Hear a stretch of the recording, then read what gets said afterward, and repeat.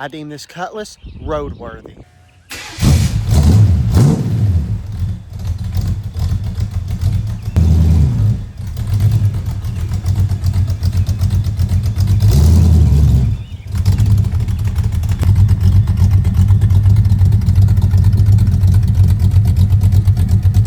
Just 10 months ago, this 1979 Oldsmobile Cutlass Calais was rotting away in a field. It had no hood to protect its engine bay from the elements. It also did not have an engine, transmission, or drive shaft.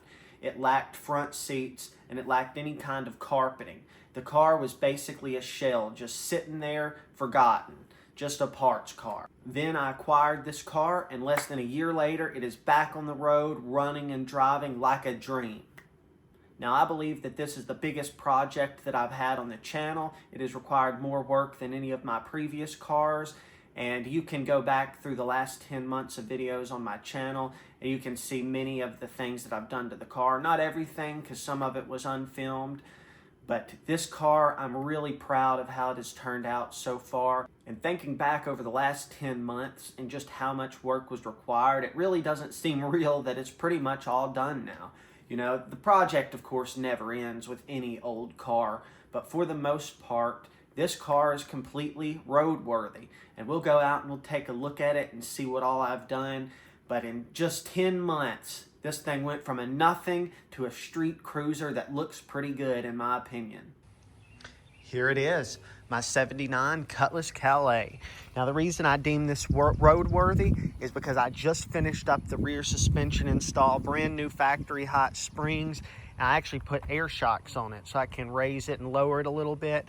And the reason I didn't really drive it much before is I just didn't feel safe on the factory shocks on the rear. I'm not sure if they were ever changed. The suspension all looked to be pretty much original when I pulled it off, and they were incredibly soft shocks, and even the springs were kind of sketchy. So now that we're riding on new suspension on the front and the back, along with this awesome running drivetrain, I've now put about 50-ish miles on it in just the last week or so. And guys, this thing is a dream to drive. It just floats. You know, this old just factory GM car, made for cruising. You know, it's got the 2-inch lowering springs up front, so that is not quite factory. It's got, I believe I put Beltec front shocks on it, so it is running very good, handling very good. And let's take a look at that interior. You know, these are the Firebird or Trans Am seats from a 90s car. And man, they are comfortable. They match the interior pretty good. I've redone a lot of this interior, you know, cleaned up and re-dyed some of it. So it's actually looking pretty sharp inside this car. The rear seats are a little rough, but I mean, they're factory seats that have never had anything done to them.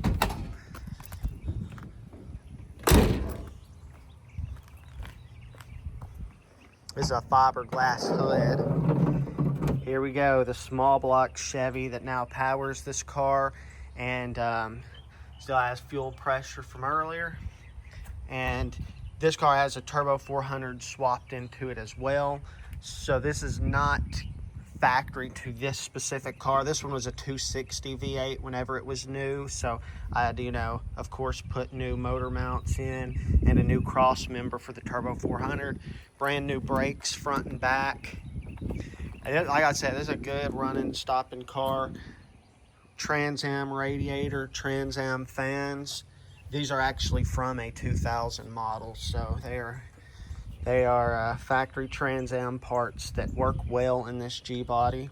Custom radiator mount, kind of dumb, but hey, it works. Now, some people might ask why I went with TBI heads. You know, this is basically a TBI roller block with a cam in it and an intake.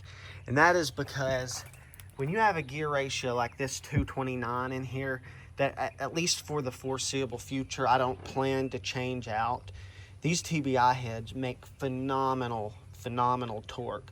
So pretty much right off idle, even with a cam, you have enough torque that it feels like you've got a steeper gear ratio.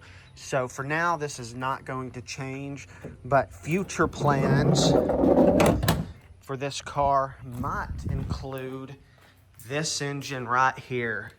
This has been my bad boy that I've had for a while. This has been in a couple different project vehicles, and it will probably end up in this Cutlass 750 double pumper on it.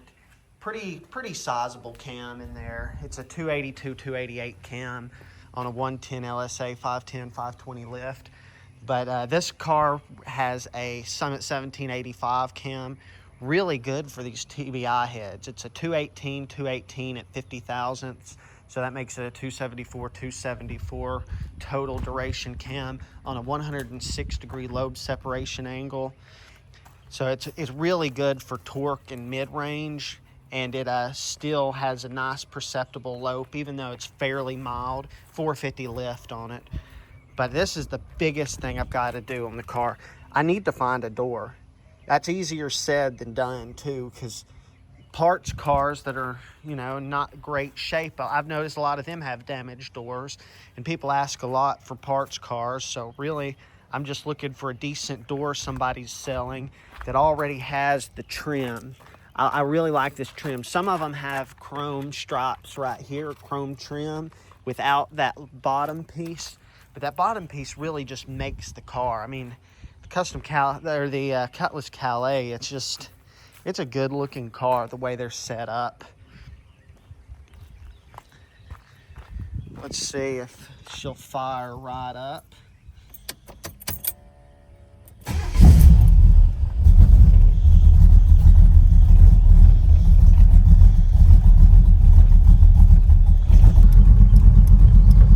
I've actually got 4 mufflers on her to keep her pretty quiet.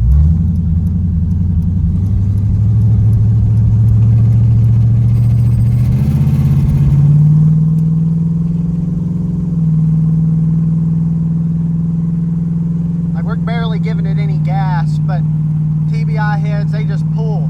She's still cold. Takes a mile or so to get some heat in this Holley 750 vacuum secondary.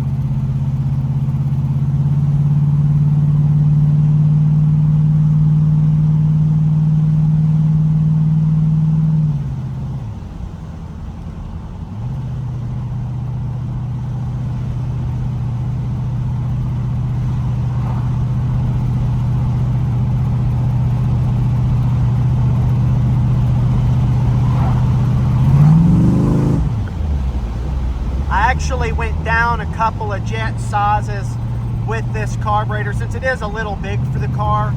It was running just a little rich, but it's running really good now.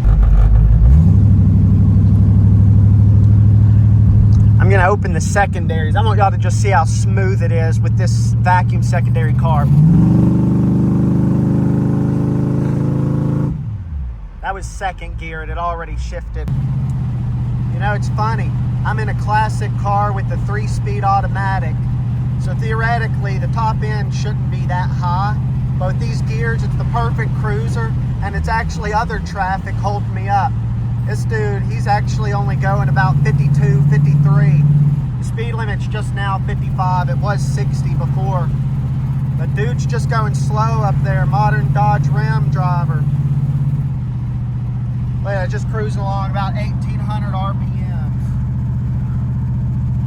All right, I just got finished in the O'Reilly's actually buying some coolant for this car. It's time to get the straight distilled water out of it. Let's see how she warm starts.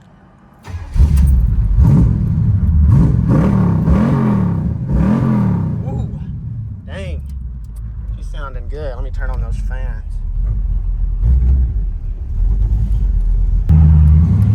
I want y'all to feel a little bit of first gear here.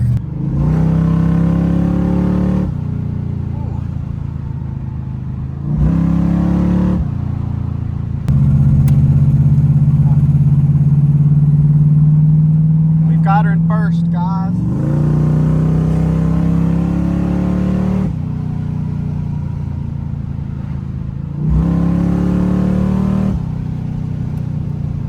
She's pretty stout. I don't know if y'all can tell, but this is a very bumpy road with regular suspension, like just a regular vehicle. I mean, you could barely feel it.